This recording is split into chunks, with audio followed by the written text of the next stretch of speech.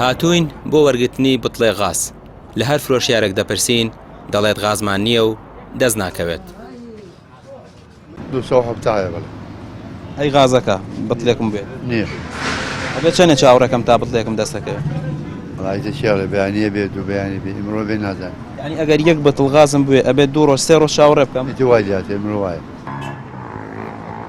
ئەمانەش بتڵە غازە بەتاڵەکانیان لەسەرەدا دانا و 2 ڕۆژی تر سەریان دێت بۆ وەرگرتنی بتڵێ غاز. ئەوە نەوتیش هەرباز ناکرێت لەبەر گرانی نرخەکەی کە یەک بەرمیل نەوت بە 270,000 دینارە و کەس بۆی ناکردرێت. والله ئەمە لەوانەیە پێنجشەمە یا چوارشەمە ئەمڕۆ دایان وەڵا لەستان ئەمە زۆر ناگری ناتوانین لەبەرەوەی ئەوان خۆیان ئاسایش خۆی تۆزیە یەکا و کاتە لیژنەی قایەخانەت خۆی تۆزیە پەیوەندی بێمۆنان یعنی ئەگەر وەزەکەەوە ئێستا بێ دەستانە هاوڵاتیەک بێ و یەک بتڵ غاز وەرگێ بە چەند ڕۆژ چاوەڕێکە خی ترە بێ 3-4 ڕۆژی پێچ ئەزانی چۆنە ئێستا مە بچۆ لە بانزخانە تێکە کێشەی تیان نییە بەڵام بە 13 ئەگەر 13.5 با وەکو ئێمە ڕێک ئەو 23 لیتری ئێنێ ئەوکو ئێمە ئەتوانە وەزنەی ئێنێ بەڵام ئەبێ 13 با یا 13.5 با بەڵام ئەگەر بیەوێ لێرە بە 500 زیابی کرۆشێ بۆ نمونە وەکیلێ بیا بە 9000 ڕێگەی گرت باش ئەی نەوتەکە نەوە دەمڕۆ بە 270,000 بەرمیلی بە نخڵەوە بگاتە جێی خۆی بە 270. ئیتر ئەو بیرۆکە کلاسیکەش سوودی نەماوە کە لە هاویندا نەوت بکڕیت یان پارەی بۆ بخرێتە دەخیلەوە چونکە بە 3 ساڵ پارەی بەرمیلێک نەوت کۆ ناکرێتەوە. هاوڵاتیان دەڵێن لە سای ئەم دەسەڵات و حکمڕانە ڕوونە ئەم زستانە ڕوبەڕووی گرفتی گەورەی سوتەمەنی دەبنەوە. پشت بە ئەم غازە ئەبەستی بۆ خۆ گەرمکردنەوە یان نەوت؟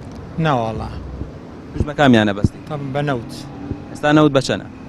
نازانم باسی ئەڵێن 200 ناکە نازانم بەخوا. ئێستا گەرزستان نەوت ئاوا بێ و مەسەلەن تۆ ئینشەڵڵا خوا پێدایی بەڵام خەڵکێکی فەقیر دەتوانێنەوە بە 270,000 بکرێت. نەوەڵا ناتوانێت چی بکات.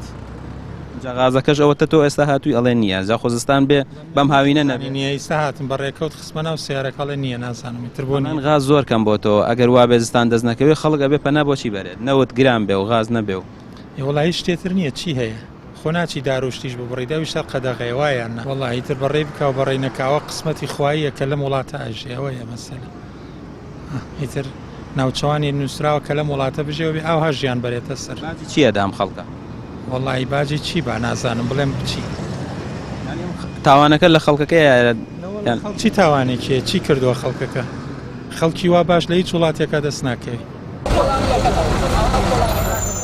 ئێستا کە نزیک دەبینەوە لە وەرزی پاییز حکومەت نەوتی دابەش نەکردووە ئەگەر بارودۆخەکە بەم شێوەیەش بەردەوام بێت و غازیش بازرگانی پێوە بکرێت و کارەبای نیشتیمانیش وەکو خۆی بێت ئەم زستانە گرفت و مەترسیک گەورە دروست دەبێت.